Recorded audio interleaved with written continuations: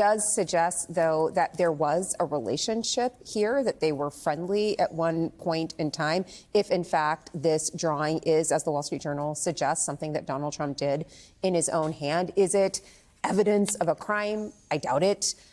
Is it likely to be probative of something else? Possibly, if we knew what the other parts of the quote-unquote files were.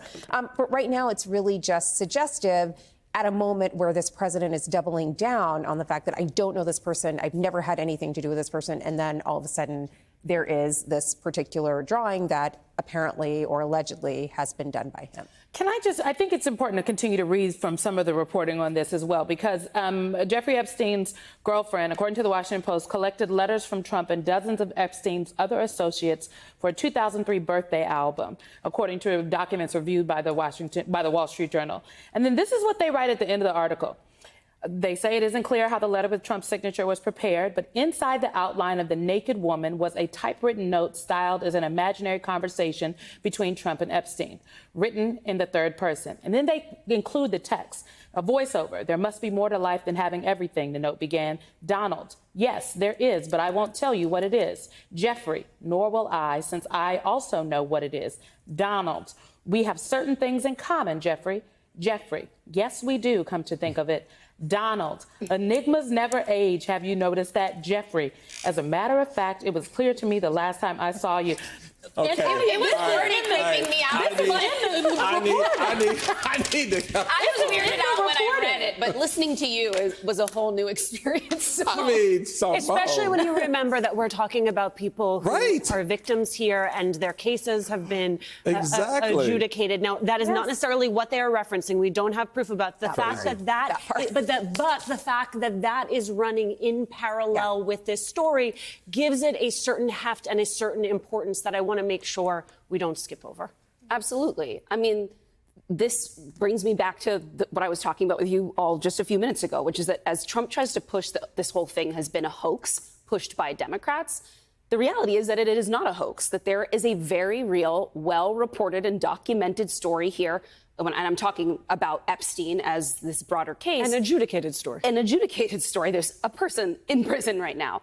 But also the relationship is fairly well documented. So this is another piece in a timeline that's being built out at the moment. And as you said, it's not necessarily evidence of a crime or of a connection to any of what's involved in that criminal case, but it certainly sheds light on the fact that they must have had a very close relationship. I mean, that's a level of inside joke.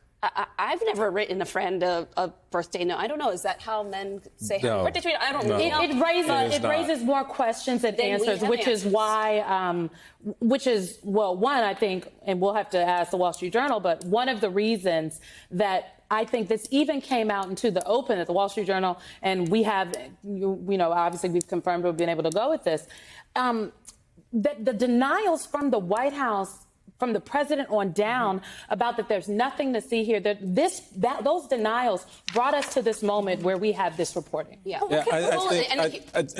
I think that's very, very important. And I want to get Lisa Rubin in the conversation, because you have, a lot of denials that this relationship was just, we kind of knew each other, despite what the evidence says.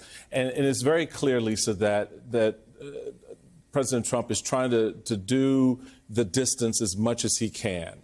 But this story, along with other stories, the pressure from his base, all of that sort of keeps this narrative going, yes, but it does raise some potential questions as the sort of the legal questions that Alicia started the conversation with, and other aspects of this come to the table. What does this begin to shape up into for Donald Trump when you're looking at all of these pieces sort of narratively in light of what we do know, and then what else could be revealed?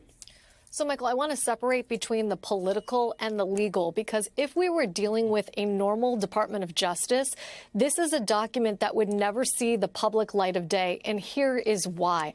The Department of Justice has a manual known as the Justice Manual. It's like the Bible for prosecutors.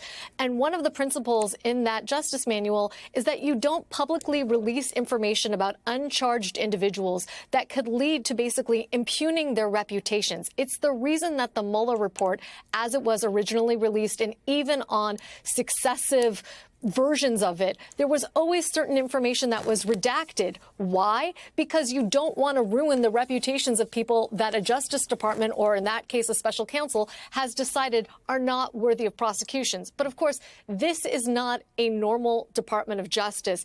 And in the last 48 hours, Donald Trump's own statements about the Epstein files have done a complete 180. He has gone from saying on Tuesday that the information was sordid but boring and that he couldn't understand the preoccupation with it, to yesterday posting on Truth Social that the Epstein files were somehow a creation of the same people that brought you the Steele dossier, that it was created, a figment of the imaginations of Barack Obama and John Brennan and, oh, looky here, Jim Comey, whose daughter was unceremoniously and summarily fired from the Department of Justice yesterday, despite the fact that she is one of the people who secured the conviction of Ghislaine Maxwell. And so there's something here that is really awry. I don't think legally there are yet to be any consequences for Donald Trump. We're seeing a lot of smoke and nothing on which an investigation could be predicated. There is no legal fire. But politically, the way in which he has responded to the escalating public outcry about the Epstein files, well, this makes you wonder who at the Department of Justice, in this Department of Justice, understood that this document was there and therefore is responsible for that sort of 180 I just described in President Trump's public statements about the files. Vaughn, I want to invite you to layer on any reporting you have to the question that Lisa ended with. Also, any reporting you have on the way in which the administration, knowing that this story was forthcoming, the efforts they may have made to kill it.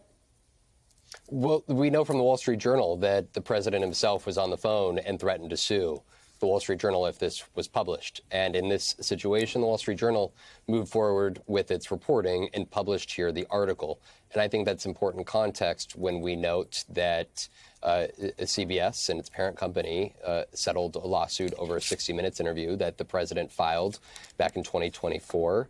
We know that there have been other settlements that have been struck with the Trump and his team, including from CNN, over other stories. This is a moment here where I think you're looking at a very sensitive, obviously, subject for the president and for this White House, one that is not just enraptured Democrats, but one that has taken his own base into keen interest. And I think what we know here, to back up Lisa's point, is that there is no criminal wrongdoing that has been alleged against the president here at this point in time. That when it comes to in 2024, there was a woman who did make an allegation that the then real estate mogul had sexually groped her as Jeffrey Epstein watched on at Trump Tower back in the 90s. The Caroline Leavitt, who was then the press secretary for the Trump campaign, denied this woman's allegation 2 weeks before the presidential election. We know that there was another back in 2016, another lawsuit that was filed by another accuser who said that she was introduced to the Donald Trump by Jeffrey Epstein. The federal court ultimately threw that lawsuit out, and then she dropped that lawsuit herself. This is I think that this is a perilous investigation, one that has been of keen focus on, of course, Donald Trump here. And I think, though, that what this Wall Street Journal reporting bears out is that the Department of Justice has more that has not been publicly revealed. And to Lisa's point, it may not be criminal in nature here, but that the relationship that these two men was clearly close, and that the president has a history of sexualizing women while speaking with them. If you go to the Hollywood Access Hollywood tape, this is a moment here, though, where the president and the White House clearly find it sensitive, one that would lead him to threaten to file a lawsuit. And the Wall Street Journal went forward with its reporting. We'll wait to hear from the White House here at this hour for any immediate response beyond that, though. Melissa? So again, I just want to emphasize, because we're being so careful, like there's nothing in this story that links Donald Trump to a crime. But we are playing to two different audiences. So we were talking about a legal audience, a court of law. Donald Trump actually seems more worried about the court of public opinion and his base. And I think that's really where the consequences for this will lie. I mean, we've already seen the base is inflamed about this story. They feel that they have been duped and gaslit, and they want answers. This does provide some answers, even if it doesn't provide the kind of proof that would make its way to a jury and would be enough to satisfy the burden of proof in a criminal trial. But that may be the real thing that's at issue here. And I think the only legal jeopardy that really exists right now, based on the story, is going to be between Donald Trump and Rupert Murdoch and the Wall Street Journal over this story, because I am confident that there likely will be a lawsuit, or at least, moving toward a lawsuit against the Wall Street Journal, as we've seen this president do before. In the reporting, I will just note, this is from the Wall Street Journal reporting. I think it's important to read from the reporting. He told the Journal he is preparing to file a lawsuit. He is the president. If it published an article, quote, "I'm going to sue the Wall Street Journal just like I sued everyone else," end quote.